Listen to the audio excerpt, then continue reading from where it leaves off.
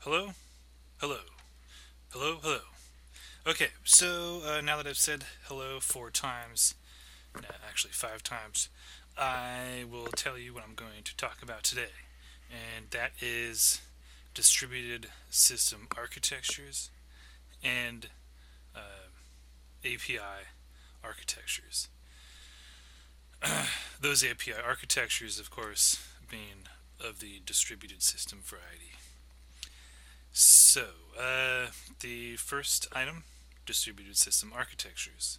I have this nice diagram that you're seeing that I drew on a failed previous screencast. I liked my diagram, so I kept it.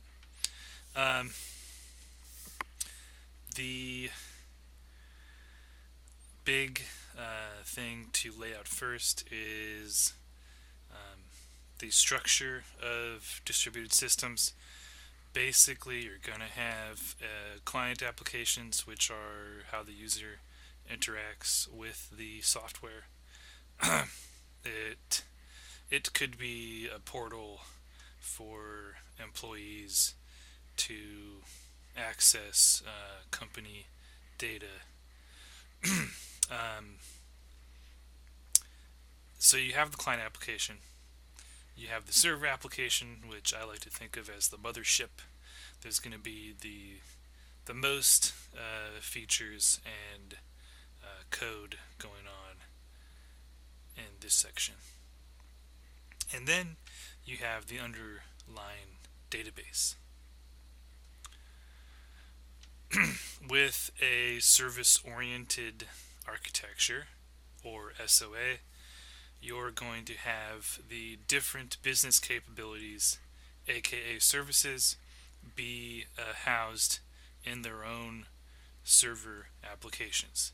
Here I have sales, shipping, and inventory as separate services. And to note, each service has its own underlying database. Okay, so um, the monolithic approach is the classic way to do distributed system software. It is also the least popular option. The more popular option, the more current option, is service oriented architecture. And now I will get into why. Um, as a company grows, the code base for the application will grow as well and become quite complicated, as you can see by my zoomed in diagram of the server application. The separate business capabilities, which we can think of as services, which are all housed in the same code base, have dependencies upon each other because of the way that um, uh, the code base works for deploying the application. Um, there's a leeway or a bit of too much of an easiness for dependencies to arise between these services, and that is undesirable for the maintainability and scalability and ability to change for the software. Imagine these nodes here where you have the dependencies and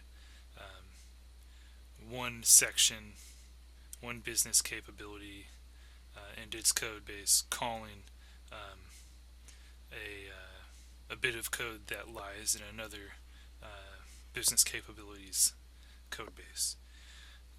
That is a dependency, and it makes it a lot harder to be able to potentially remove and change the code and the whatever the interface is, because there are other units, other modules relying on the interface. So um, the thing that makes a lot of sense once you look at it is the dependency hell is not going to happen given the autonomy provided by the service-oriented architecture. So you're not going to have dependencies being made, which is great. You're going to have maintainability and scalability for your software, for whatever company is developing their software to enhance their business processes and make profit. um, some other aspects. The disadvantages I was reading up on with monolithic approach is the code will get very complex. So even if you know, don't, even if you block out the dependency aspect, the negative dependency aspect, there still is the problem of having a coder be able to understand all the ins and outs of how everything's connected, and that is a problem. So it takes a lot longer for developers to get up to speed on the code base for a monolithic application, whereas it's easier with service-oriented architecture. Another negative aspect with monolithic approach is that you are reliant on a database software that is built for being run on one server machine.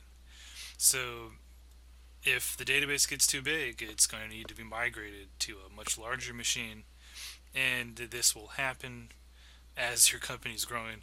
So you have a lot of users, you have sales going on, your company is doing so well, but oh no, right in the middle of this growth, you might need to migrate to a much larger database. I will add that there are distributed solutions now coming about for database management systems. So those could be used, but of course they're new, and the gist of database management systems right now is they were essentially built to be run on one machine, so their best operability is on one machine. With service-oriented architecture, you don't have the problem. Your company can scale and have their services, underlying databases be able to handle the extra data from the scaling, because you have what in our example, a certain multiplier of more data to work with by way of having more databases to start off with. So that's another advantage to SOA and disadvantage with Monolith. One advantage I will say is it's easier to get going with a monolithic approach. SOA does have a level of complexity itself that is more so than Monolith. With Monolith, you can get up and running, and a company can really get started a lot easier. So it's something to take into account. I think any company in their right mind is going to want to bite the bullet and set up their architecture using SOA to start, because like any good company, they're going to expect to grow and scale, and SOA is built for that.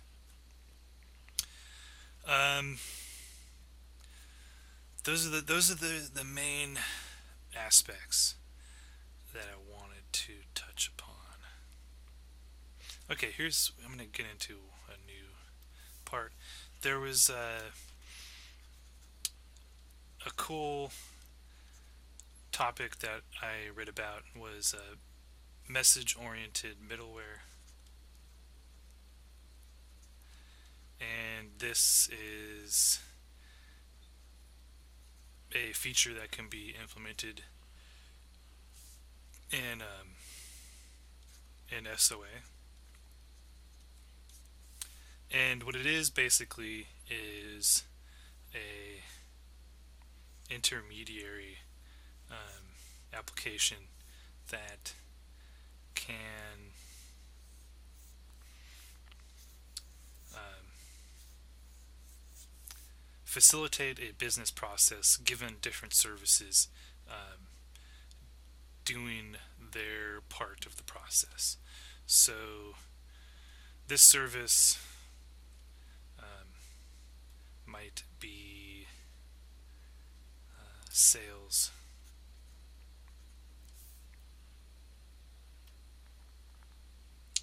This one might be invoicing.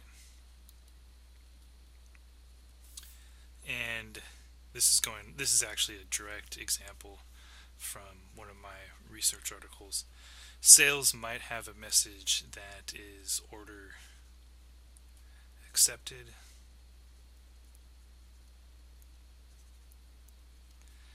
and that hits the message oriented middleware, and this has logic for knowing to emit the event that order accepted has occurred, and invoicing is interested in that.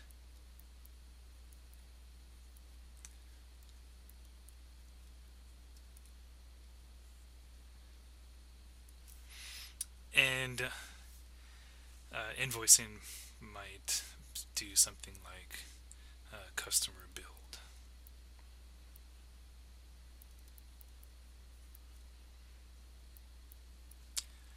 So, the advantage of this structure here is fault tolerance. Let's say that invoicing had a crash, right? Um, the order accepted message can be put in a queue to be sent.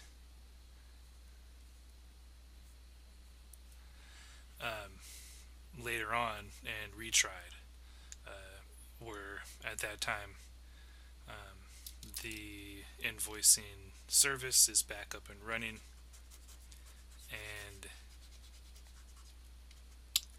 can be able to handle the event of order accepted and do its part, which is billing the customer. And this is advantageous compared to a monolithic application where, well, I don't want to sound, you know, one I don't want to speak on it honestly because I read up on this functionality. I don't know how a monolithic application is going to be able to handle, say, the underlying database being crashed. One thing that could happen, which would just be me thinking about it, is there isn't a way to deal with the crash and the order of events happening. The whole business process falters. So even if order was accepted in a monolithic application, and there was a chain of further events to happen, perhaps the order accepted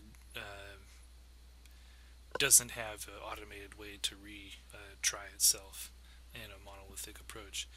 I am guessing that there's probably some type of failsafe that could be used, but um, this is an example of a system on its own.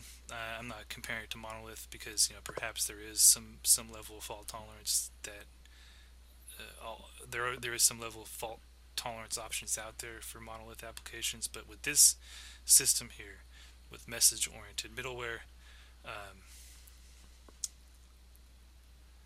we have a fault tolerance mechanism, which is the ability to send out messages between services. And if the messages aren't handled by crash services, they can be put in a queue and retried later. Okay, so that is that. Now I'm going to get into discussing um, distributed system API architectures. The the most known one is HTTP, which which is REST actually, um, but there are other API mechanisms that use HTTP and do their own thing with it. These would be like stuff or APIs like XML or JSON RPC and SOAP. So let me get rid of this. It might be distracting.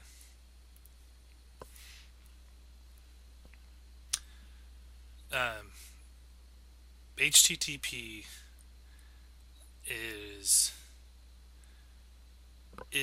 REST. Like the tenets and the hope for how HTTP would be used was was REST basically. And REST stands for representational state transfer, and HTTP stands for hypertext transportation protocol. Um, so I'll get into further explaining what I just said, but I think I need to take a step back and kind of just lay out the basics for what I'm talking about. Let's say we have our server application, and we have a few clients that want to be able to connect with the server. These clients could be user interfaces, which are the client application that go along with the server app. The client could also be like a third party, if you will, that is its own server that call it server AppX that also wants to talk with our main server app. And the way that all of these machines talk to each other is, as we know, via the internet and its network protocols. There is a whole stack of protocols which go down to the very lowest level. Low level meaning the actual technical transmission of bytes. The highest level, which is on the other end of the spectrum, is the application layer protocol. The most prevalent application layer protocol that is around today is HTTP. And HTTP has text which is going to be two different sections. One is a header section. Another is the body, and the header will be filled with stuff like I'm not sure if my naming is absolutely correct, but there'll be stuff like content representation, and then whatever the representation is, like text, HTML.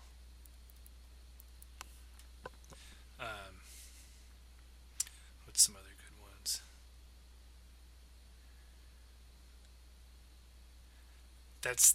This is the main one. There's some other ones, but I'm kind of blanking on right now. And of course, you're going to have um, the the host that's trying to be reached. So this might be www.example.com.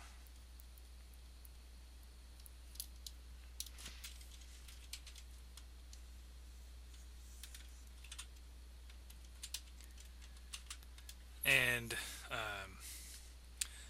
you're, gosh, I've seen the syntax a bunch, but I don't remember it offhand. It's going to be the you're going to have the URI with a uniform resource indicator as well. So it might be something like resource, whatever it is, 1. And this is all plain text itself. The body will have the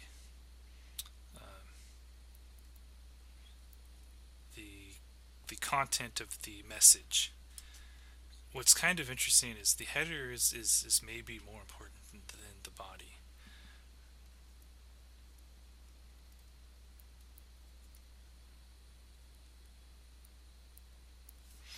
Okay, so this is a way for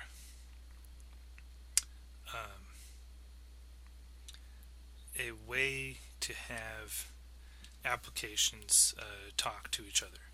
A protocol. A protocol being a super standard, if you will, for for how different applications communicate. So regardless of the specifics of an application, there's an agreement, which is the protocol for how the communication will happen. The biggest aspect of the protocol is the uniform interface.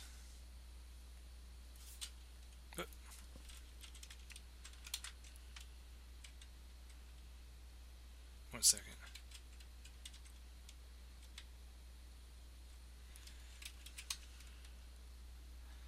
I was just remembering because of the uniform interface part. So there's going to be an interface call that goes along with every HTTP message, which will be something like get, and the other second most used one is post, and there's several others like delete, put, option. So these are indicators of what the message is doing, and it's uniform across all applications using HTTP as their application layer protocol. And what is the advantage of this? The advantage mainly is visibility. So there is going to be intermediary machines, like caches and proxies, which will be able to um, better facilitate the transmission of messages across the network, by being able to, for one, return cached responses um, before they reach the server, so there's an efficiency gained in the network there, and ultimately the benefit is to the end user.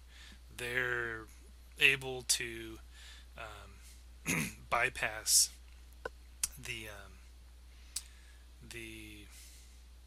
latency that might happen on the network, which would make for a slow user interaction, by way of their application correctly implementing HTTP.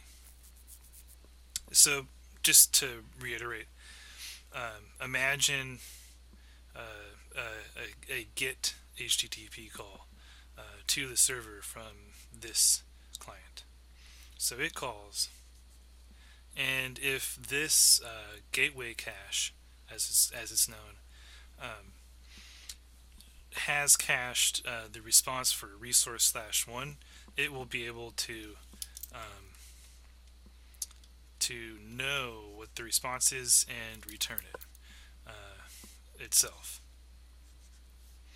And this reduces server load on the server for the server that houses the application.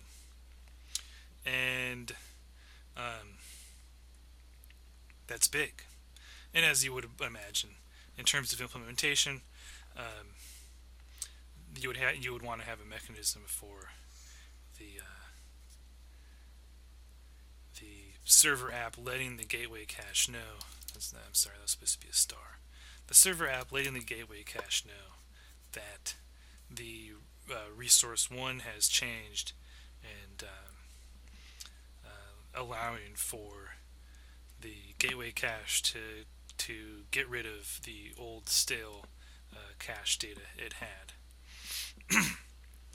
So that is the big feature of HTTP, is having a uniform interface where all machines on the network can have visibility into the header of HTTP messages and make network communications across the network more efficient.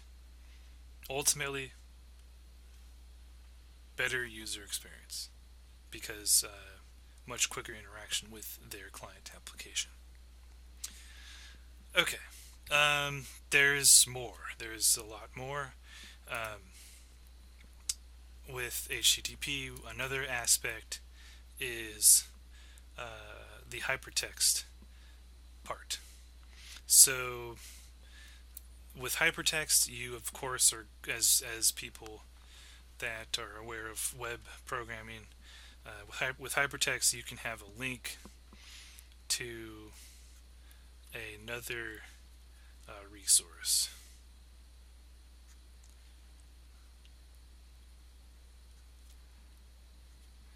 And the state of the application for the client can be assisted by the hypertexting. And this concept I just explained is known as hypermedia as the engine of application state, or hypertext constraint. So that is a description of the hypertext aspect. In terms of why it's like that, that's a good question. And in terms of thinking about it right now,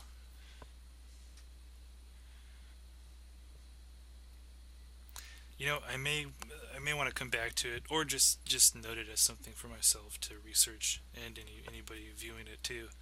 Um, I'm still learning about this stuff and researching it, so I'm not an authority on it for sure. Um, think of me like a fellow colleague. So um, that's another part of HTTP is the hypertext aspect. Another aspect is the resource um, aspect. So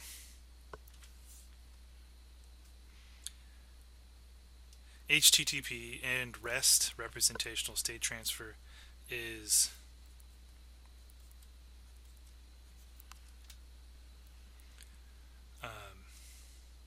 resource based.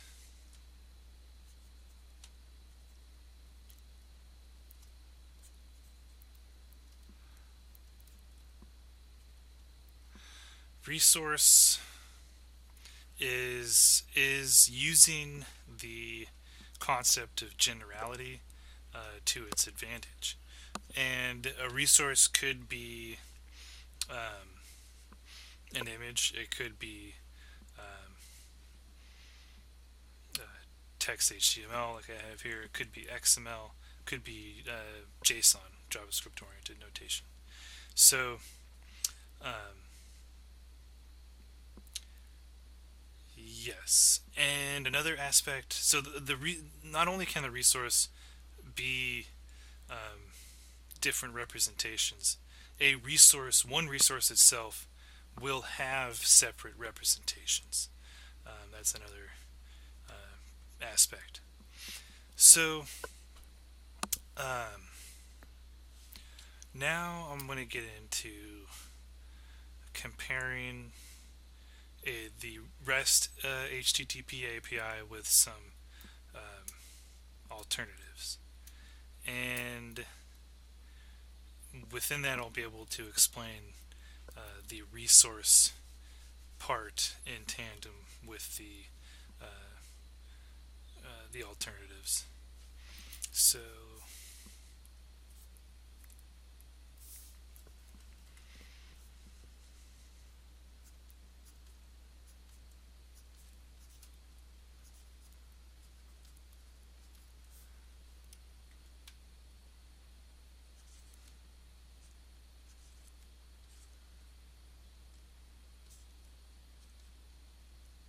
there is um, a variant of HTTP APIs that are remote procedure calls. The difference is remote procedure calls have the URI that is called correlate to a function and the underpinning code base. And the URI for REST correlates to a resource.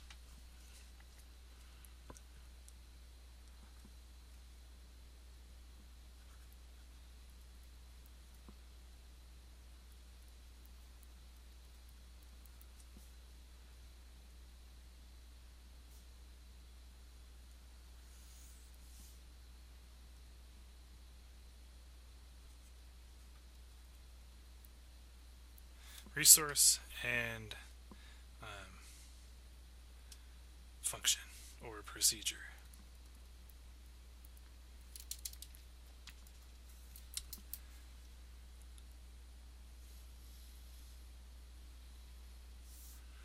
And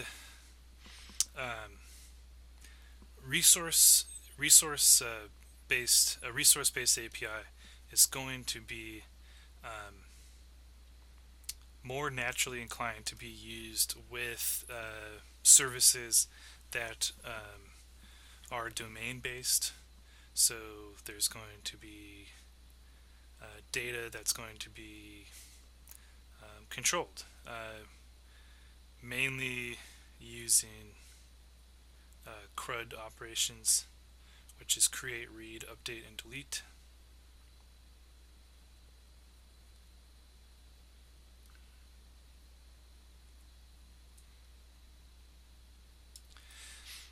and you're it's most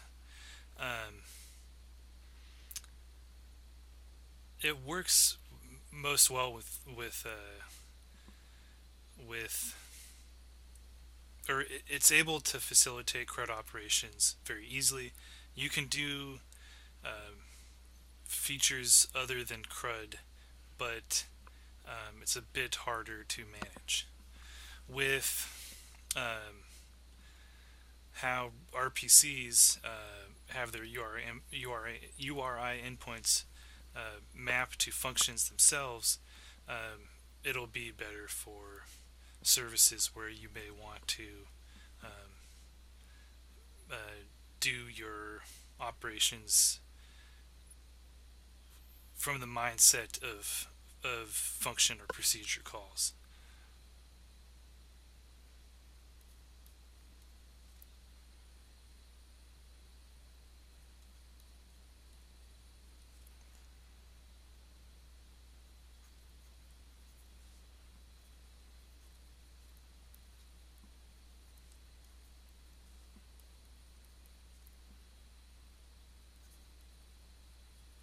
Um, the example that I found in my research online was the Slack API uses a JSON RPC for because a lot of the Slack functionality is deals with actions like kick, where you might kick a user out of a Slack channel.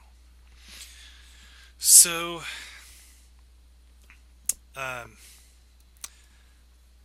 this essentially gets into deciding how do you decide between these options.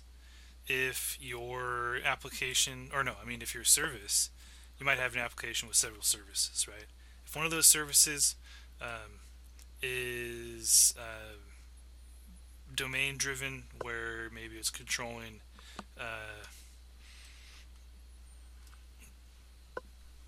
it's controlling some kind of entity and via different collections and sub collections, then you probably want to go with REST because it's resource based. And if you have a service that makes sense where you see all the calls being function based, go with RPC. And that is that's a pretty good summation of what I wanted to go over. I haven't talked about SOAP, Simple Object Access Protocol. I don't know if I want to.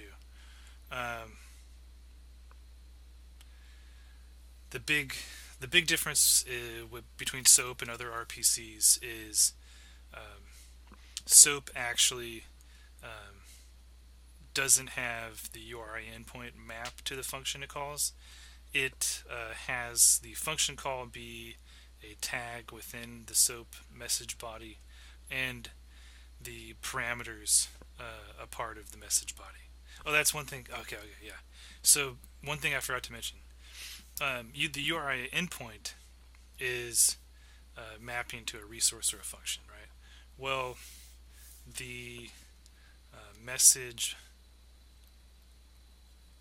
body is the parameters for both of our API options. So that's just another thing. So if you know how general programming works, you have a function, you have parameters that go with it, and you get a return value that makes sense because of the specific parameters you put in. Well, with HTTP REST and RPC, you're having the URI endpoint map to the resource in the function, and the message body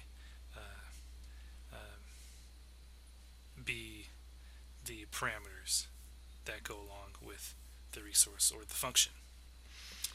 And with SOAP, you wouldn't have the function be here, it would be down here. And the endpoint would just be it would be like a hollow endpoint of sorts, where it only be used for um, getting to a um,